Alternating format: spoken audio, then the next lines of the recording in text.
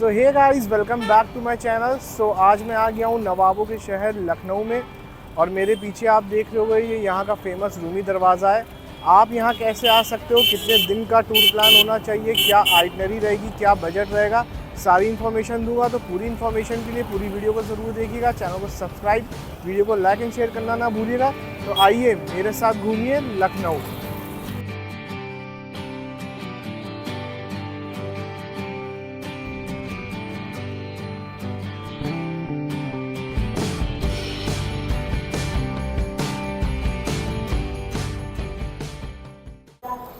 तो लखनऊ में ऐसे तो बहुत सारे रेलवे स्टेशन हैं, लेकिन यहाँ का जो प्रमुख रेलवे स्टेशन है वो है चारबाग रेलवे स्टेशन। और अगर आप लखनऊ बाय एयर आना चाहते हो तो लखनऊ में चौधरी चरण सिंह इंटरनेशनल एयरपोर्ट भी है।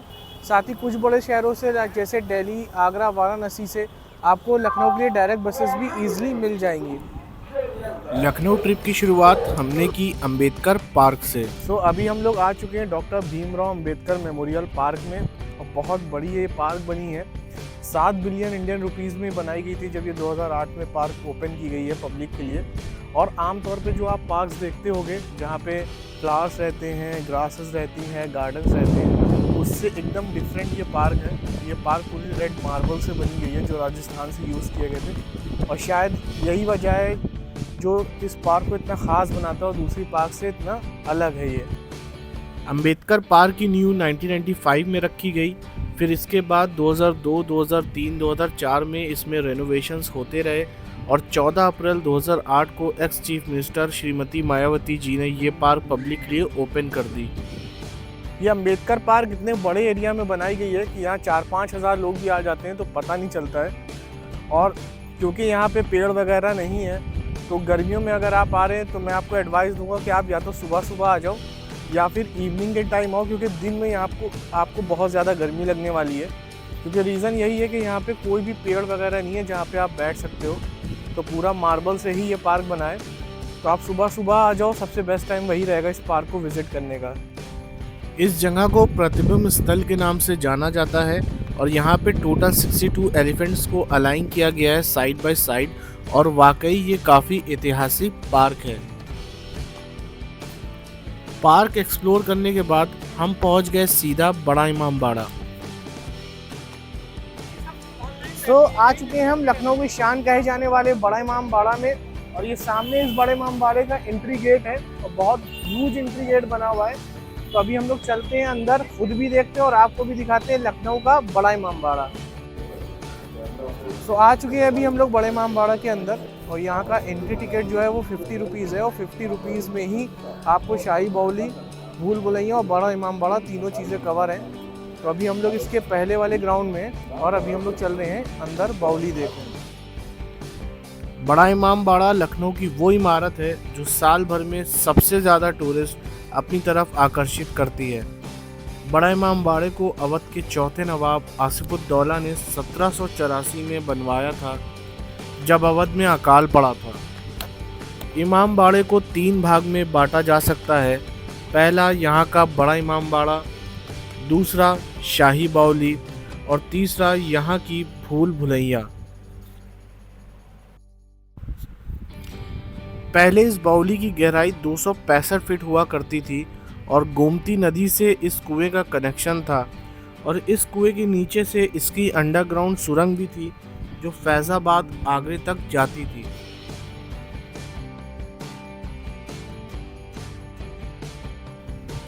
यहाँ की भूल भुलैया 130 फीट लंबी है, जिसके टोटल 1024 रास्ते हैं। 512 रास्ते नीचे से बने हैं और 512 रास्ते ऊपर से बने हैं, जिसमें से सही केवल एक ही है। जहाँ से जाना होता है वहीं से वापस आना होता है। इमाम बाड़े को बनाने के लिए कहीं भी सीमेंट यूज़ नहीं हुआ है। उस समय ये इमाम बाड़ा बनाया गया था उड़द की दाल, बेल, गोंद, गुड़, चूना और सुर्ख मिट्टी के मसाले से। तो गाइस, ये है यहाँ का रूमी दरवाज़ा, और इस साइड से आप देखोगे तो ये 3 दरवाजे और 4 मंजिला इमारत है। और जब आप इसके दूसरे साइड जाओगे तो वो 1 मंजिला इमारत और 1 दरवाज़ा हो जाएगा। और जो डिज़ाइन बना गया है वो डिज़ाइन एक्चुअल में पान के पत्ते हैं जिनके ऊपर लाइन से लौंग लगाई गई है। और इसी डिज़ाइन का कॉपी करके चिकनकारी कुर्तियाँ भी देखी होंगी आपने, उस पर गले पे यही सेम डिज़ाइन बना रहता है। तो इस टाइम हम लोग आ चुके हैं चौक एरिया में, और चौक एरिया जो है वो 2-3 चीज़ों के लिए बहुत फेमस है। एक तो लखनऊ की चिकनकारी कुर्तीज़ आप लोगों ने सुने होगा, वो यहीं अंदर गोल दरवाजे में मिलती है। साथ ही साथ यहाँ पे लखनऊ का फेमस मलाई मक्खन भी मिलता है, और रहीम नहारी का नाम सुना होगा, वो भी यहीं अंदर चौक गोल दरवाजे में है। सबसे पहले अभी हम लोग चलते हैं मलाई मक्खन ट्राई करने। दे दो भाई, 40 का दे दो।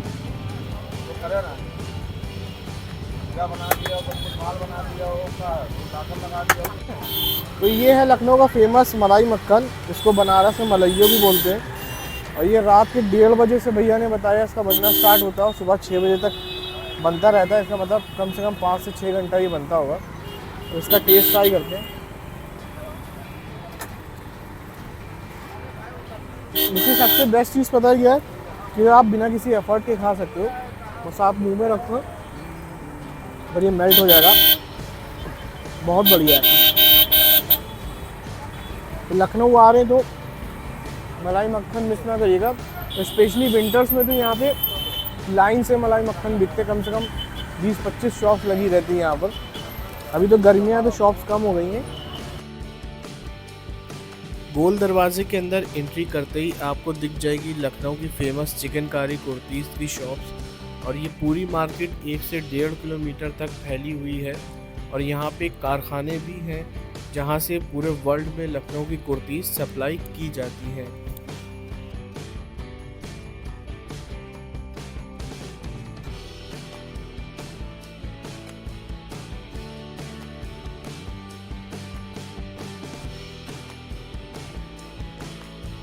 तो ये गली आप देख रहे हो, ये चौक गोल दरवाजे की गली है, और यहाँ लाइन से आपको चिकन की कुर्तियाँ मिल जाएंगी। और ये गली सीधे गई है रहीम नहारी की तरफ। तो अभी हम लोग चल रहे हैं नहारी खाने। तो ये है यहाँ की रहीम की मटन नहारी, और ये कुलचा है।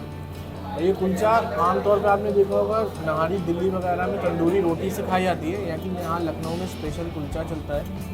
और ये कुलचे की जो गुंदाई होती है वो दूध से होती है। आमतौर पर आपने देखा होगा आटा जो गूंदा जाता है पानी से गूंदा जाता है, लेकिन इस कुलचे की गुंदाई जो है दूध और घी से होती है, और इस वजह से ही ये इतना क्रिस्पी रहता है।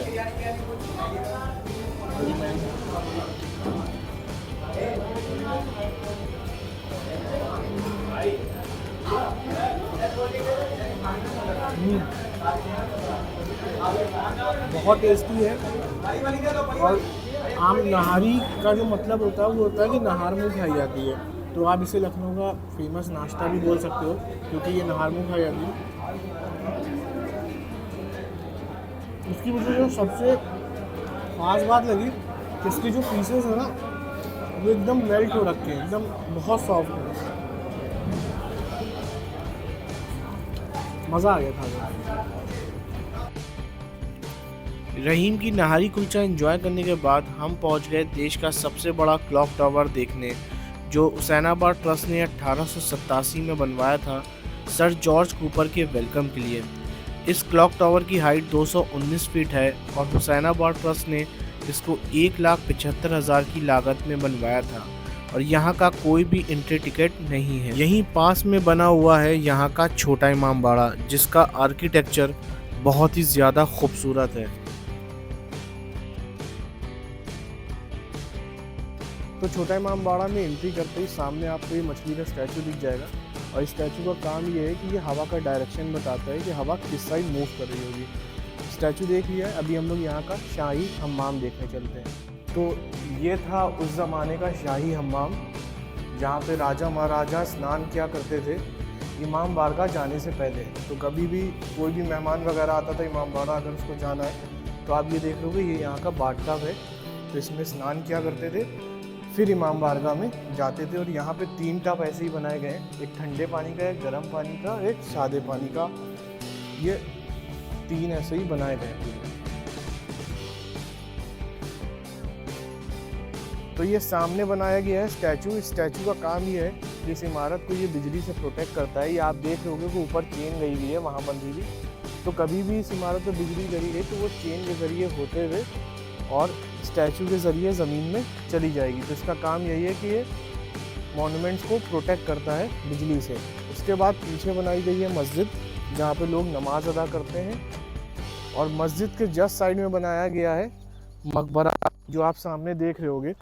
ये एक मकबरा है और मकबरे के सामने आप वो देख रहे होगे इमारत, वो मकबरा नहीं है, जबकि ये स्टोर रूम है। और बीच में बनाया गया है छोटा इमाम बाड़ा। छोटा इमाम बाड़ा के जस्ट सामने बना है सतखंडा। सतखंडा को मोहम्मद अली शाह ने 1842 में बनवाया था। ये 7 माला बिल्डिंग बनना थी, मगर नवाब की मृत्यु की वजह से ये 4 माला बिल्डिंग बन के रह गई और यहाँ का भी कोई एंट्री टिकट प्राइस नहीं है। तो फ्रेंड्स, अभी हम लोग आ गए हैं अमीनाबाद मार्केट में, और इस अमीनाबाद मार्केट में ही लखनऊ की सबसे फेमस टुंडे कबाबी की शॉप है। तो अभी हम लोग जा रहे हैं, जल्दी से चलते हैं अंदर टुंडे कबाबी में और टेस्ट करते हैं यहाँ का गलावटी कबाब। तो ये है टुंडे कबाबी का फेमस गलावटी कबाब, और इसका टेक्सचर ही आप देख रहे होगे। और ये देखो, हाथ में बस लगा रहे हो गॉन, तो बहुत ज़्यादा सॉफ्ट है। तो जिसके दांत भी नहीं है ना, वो भी इसको खा सकता है। फिलहाल मेरे दांतों में मैं खाने जा रहा हूँ इसको। बहुत बढ़िया टेस्ट है।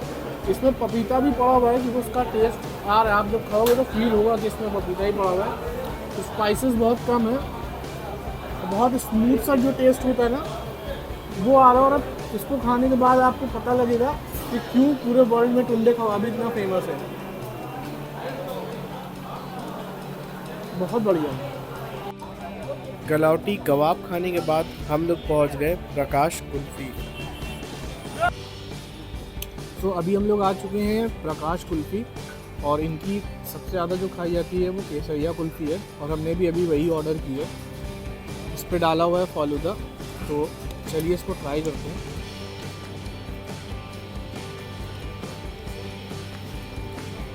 कुल्फ़ी बहुत ज़्यादा टेस्टी है, और इसमें ड्राई फ्रूट्स और केसर का जो बैलेंस किया ना, वो मुझे बहुत पसंद आ रहा है। और स्वीट भी बहुत अच्छे से बैलेंस की है, ऐसा नहीं है कि बहुत ज़्यादा मीठी है। तो आप लखनऊ आ रहे हैं तो प्रकाश कुल्फ़ी को अपनी लिस्ट में कंसिडर कर सकते हैं। भीड़ भाड़ वाले रास्ते से होते हुए हम लोग पहुंच गए हुसैनाबाद एरिया में। तो अभी हम लोग आ चुके हैं पुराने लखनऊ के हुसैनाबाद एरिया में, और यहाँ पे आप आओगे तो देखोगे जैसे थाईलैंड वगैरह में मार्केट रहती है ना स्ट्रीट फूड्स की, वैसे यहाँ पे भी मार्केट्स है, लाइन से शॉप्स खुली हुई हैं। और आप देखो यहाँ पे बहुत सारे ऑप्शंस मिलेंगे आपको, नॉन वेज, वेज, चाइनीज़, सारे ऑप्शंस मिल जाएंगे। स्पेशली अगर आप यहाँ आ रहे हो तो मैं आपको एडवाइस दूंगा कि आप यहाँ आफ्टर सनसेट आओ, क्योंकि रात में यहाँ का व्यू देखने लायक होता है। तो फूड्स के तो यहाँ पे बहुत सारे ऑप्शंस हैं, लेकिन हम लोग ऑलरेडी दिन में कितनी जगह ट्राई कर चुके थे, तो हम लोग ने अभी ले ली है यहाँ पे ईरानी चाय। और ईरानी चाय थोड़ी सी डिफरेंट रहती है। इसके दूध को 7 से 8 घंटा इन लोग पकाते हैं, और इसकी पत्ती अलग प्रोसेस होती है। ट्राई करते हैं।